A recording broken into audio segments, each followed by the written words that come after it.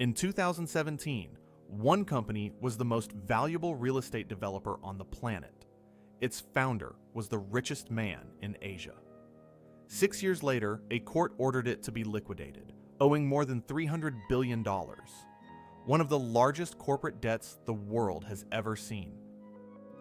But here is the number that should stop you. Along the way, this company sold more than 1 million homes to ordinary families, took their money up front, and then never finished building them. This is China Evergrande, and the easy story is that it simply borrowed too much. The real story is stranger. The exact machine that made it the biggest home builder on earth was a chain that only worked as long as it never stopped growing. The moment it stopped, everything fell at once. To understand the collapse, you have to understand the machine. Evergrande was founded in 1996 in the southern Chinese city of Guangzhou by a man named Hui Ka-yan. Its timing was perfect. China was about to urbanize on a scale no country ever had. Hundreds of millions of people moving into cities that had to be built almost overnight. Evergrande's method was simple, and it was brilliant. Borrow heavily to buy land. Then, before laying a single brick, pre-sell the apartments. Collect full payment from buyers up front in cash. In China, this became the norm. By 2021, roughly 90% of new homes were sold before they were finished. For the developer, those pre-sales were close to magic. Billions in interest-free money handed over by buyers to fund construction that hadn't even started. Evergrande took that money and did the obvious thing. It bought more land, launched more projects, and pre-sold those too. Each new tower funded the next. The faster it grew, the more cash flowed in. By its peak, Evergrande had more than 1,300 projects across more than 280 cities. Around 12 million people would come to live in its buildings. Remember this engine. Debt in, pre-sales out, growth on top of growth. It is the hero of the first half of this story, and the villain of the second. By the late 2010s, Evergrande stood at the summit. In 2017, its market value passed $50 billion, and it was ranked the most valuable real estate company in the world. Its founder, Hui Ka-yan, was crowned the richest person in Asia, worth around $42 billion.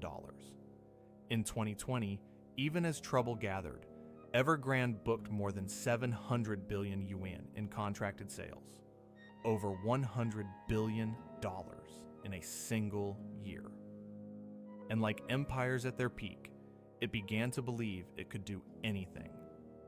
Evergrande poured money into electric cars, bottled water, a theme park chain, and one of the most expensive football teams in the world. It looked unstoppable. It felt permanent.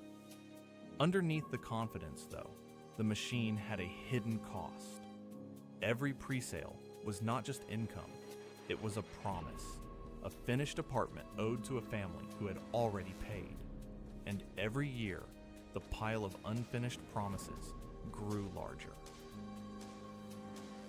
Here is where the easy story falls apart. Evergrande's problem was never that it borrowed too much in the abstract. It was the shape of the machine itself. Think about what pre-selling really means. You take a family's money today, and you owe them a building tomorrow. To finish that building, you need cash. And much of that cash comes from pre-selling the next project to the next family. Yesterday's promises are paid with today's new sales. A chain like that has one fatal condition. It only works as long as it keeps growing. As long as new money flows in faster than old promises come due, the machine runs forever. But the instant it slows down, there is no cash to finish what was already sold, and the whole structure freezes at once. The strength was the trap. The very thing that made Evergrande the biggest developer on earth, grow faster, pre-sell more, borrow against tomorrow, was a system that could never stop, slow down, or stand still. It could only accelerate or collapse. And in 2020, it was told to stop. In August 2020, Chinese regulators drew what they called the 3 red lines. It was a set of debt limits for property developers, caps on how much they could owe against their assets, their equity, and their cash. Companies that crossed the lines could no longer borrow freely. The stated goal was to cool a property sector that had grown to around a quarter of China's entire economy. Evergrande crossed all 3. It is important to be precise here. The policy did not create Evergrande's fragility. It revealed it. The new credit that the machine needed to keep growing was suddenly cut off. A machine that could only survive by accelerating had just been ordered to break. The chain broke almost immediately. In December 2021, Evergrande officially defaulted on its debt. Construction sites across the country went silent. Over the next 2 years, the company reported combined losses of roughly $81 billion. And more than 1 million families were left holding receipts for homes that would never be built.